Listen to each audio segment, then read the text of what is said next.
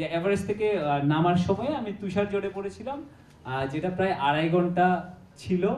একটা জায়গায় বসেছিলাম, একটা এক্সপোজড রিচ বা গিরিশিরাই, তো এমন একটা জায়গায় যেখানে কোথাও কোনো আড়াল নেই আর কি। তো ওই জায়গায় টানা যে বাতাস এবং তুষারের ঝাপটা, এইটা আমাকে মানে পুরো অভিযানে আমাকে ভয় পাইয়েছে বা চ্যালেঞ্জের মুখে ফেলেছে আসলে এইটাই। আমি যেহেতু ক্লাইম্ব করতে পছন্দ করি, তো আমাকে লোৎসের ক্লাইম্বটা মানে বেশি আনন্দ দিয়েছে, কারণ এটার চ্যালেঞ্জটা, ডিফিকাল্টিসটা অনেক বেশি ছিল। ফেস ধরে ক্লাইম্ব করতে হয়। তো পর্বতে মোটামুটি 3 ধরনের ক্লাইম্ব হয়। একটা হচ্ছে রিচ বা গিরিশিরা ধরে, দুই দিকে স্লোপ থাকে, ঢাল থাকে, এটা ফেস ধরে হয়। আর একটা হয় কুলোয়া বলে।